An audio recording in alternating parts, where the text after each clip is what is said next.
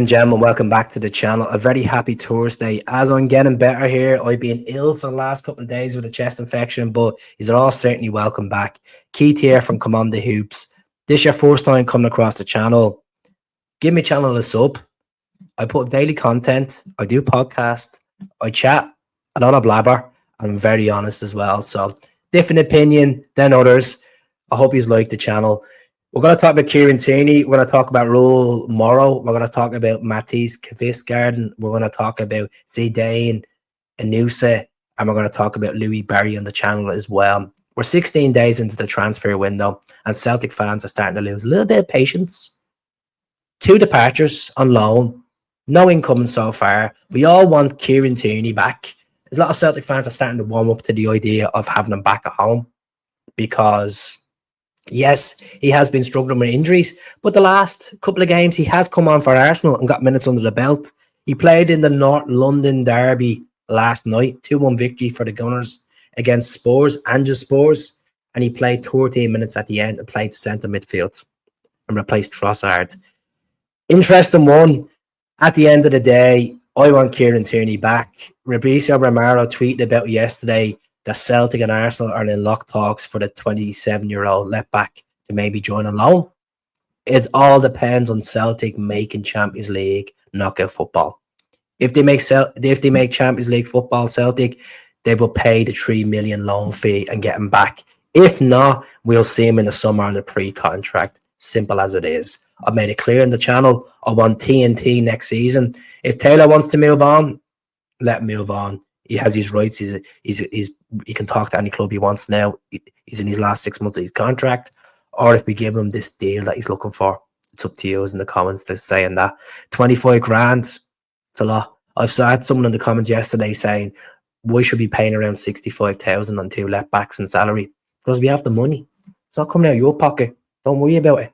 So we're going to move on from Kieran Tierney. I'm going to talk about this guy here, Raul Mora. He plays for Real Valladolid. Now, Real Valladolid are a team that were promoted last season from the Segunda League, 2nd division in Spain. Plays in La Liga, 22 years of age, 5'6". His situation is he's linked with a move to Glasgow. He's linked with a move to Amsterdam, to AJAX. And it's reports in Spain that they're not interested in listening to offers from him. He's valued at 8.5 million. This is his stats here. He's played 19 games, 4 goals this season, and 2 assists in there. It kind of reminds me of Nicholas Kuhn. Probably plays on the left. He can play on the right as well. Bit of showboat in there, like a bit of like Jota. So being capped on the 21 level for Spain. What happened was he played for Barcelona Youth Academy, got a move to Lazio, played for Lazio's Youth Academy, got the breakthrough into Serie A, into the senior team, played 5 Europa League games for Lazio, played in the Coppa Italia for them as well. Then he was sent on loan to Valladolid. They bought him, and now he's reportedly 8.5 million price tag on him as well. So it's a guy that I'd be more interested in signing than the Norwegian winger, Sondre Odalister, that we've been linked with from Salzburg in Norway. He's valued at 7 million. This is a guy that European experience Moro has. Playing La Liga, playing Serie A. Why would you? I'd pay the extra 1.5 million if they are willing to listen to offers. I'll keep an eye on this one over the next couple of days. I had looked at a couple of videos last night of him. Not a bad player.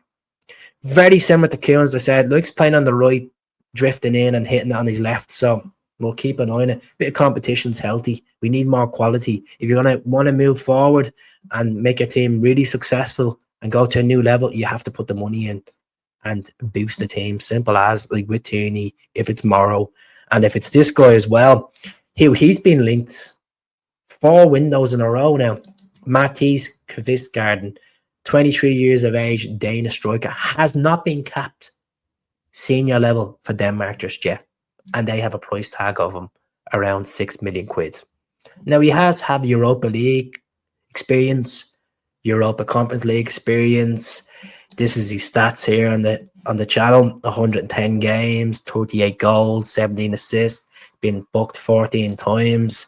And he was asked about his future, and this is what he says: I've said it for many years that I'm happy in Bromby, and I don't mind being in Bromby, but now I'm starting to find myself in a situation where I want to go and try something different.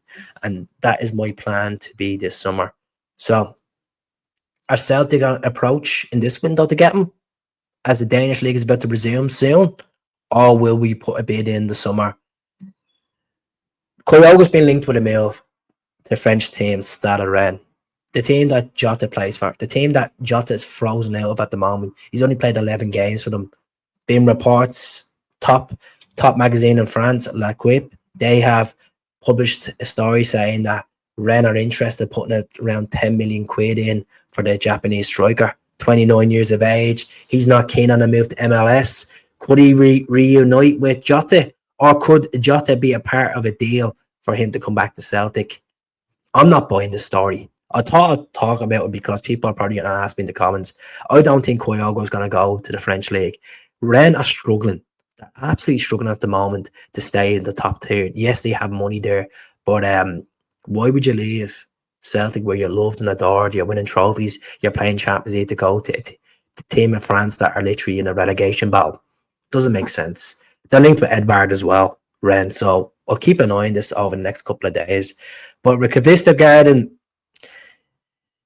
I wouldn't pay more than 5 million for him. Yeah, he has potential. Aerial threat. Well, look what we have at the moment. Adamida is struggling, 12 games, hasn't scored a goal since the end of November. I've said this about Adamida on the channel, and I'll admit again, I will lose confidence. I will lose patience with him. This keeps continuing. But you need to keep backing your players. He will get a goal. It will take time. But I still believe we need to get a striker. And I've said it since the start of January. I would bring Kvistgaarden in. I think what he's been linked to so many times. Looking at the way he plays, dictates, aerial threat, strong player. I think he will be a future Danish international striker, regards to the national team. And plus, having Kasper in the ranks there as well, I'm sure he'll put a word into Bromby and get Kvistgaarden over the line. But it just depends on the club as well, to be honest, which is, we're linked with another guy from Sweden. His name is Zedan Inusa. Now, reports from the Daily Record saying that we'll be keeping an eye on this guy. He plays for BK Häcken of Sweden. Now, this is his stats here. He's played for Valencia under level. He's played in Caen as well in France. He's played for Raul Mora in the second division in Spain, and he's played for BK Häcken. 29 games so far for them. 9 goals, 6 assists, and he's played on the left flank. He hasn't been capped senior level for Sweden just yet. He was born in Sweden as well. He's been capped under 21 level for Sweden, which he made his debut for them back summer last year. I'm not buying into this too much. It's dropped out in the middle of nowhere. We have been linked with this guy back this time last year as well. So let's see how this goes on the next couple of days. Regards to Louie Barry, he's back at Villa, being recalled from Stockport County. He had 16 goals there in the first half of the season, 3 assists in 24 games. Leeds want to take him on loan. Sunderland want to take him on loan. Middlesbrough want to take him on loan. Is it a case that Villa will send him back on loan because he's moving up a level from League One to the Championship, and then evaluate the situation? Reports that Celtic are going to put in a bid of around 2 million quid for him. I don't know how accurate this will be, but we shall see. We're playing Villa in 2 weeks' time in the Champions League, less than 2 weeks. Will we have him in the door by then? He can play in both flanks. He can play up front. I'm a fan of getting Louie Barry in the door. We have the money there. If Palmer's going to go, use that money for Palmer and put it to Barry. Just in regards to Bird the Bay, before I finish up, still hasn't been confirmed that he's been sold to International. He's in Brazil to finalise the deal, but no fee has been officially complete. The purchase hasn't been complete. There was a fee agreed of around 5 million quid back 10 days ago in Glasgow, but nothing else is accelerated from there. So let's see what happens to regards to Alexandre Bird Bay. International, they're on a break at the moment anyway in the Brazilian league. So let's see how this goes anyway. But that's really it for me today. Let us know what you think about Tierney, regards to Raul Moro, regards to Kvistgaarden. Are you keen on him? I don't think Jota is going to go before the Champions League final 2 games. And just remember as well on the channel, it'll be signing players in this window. They can't play in the Champions League phase for us, just to let you know. So I'm going to leave it there. Don't forget to subscribe. I'll speak to you all soon.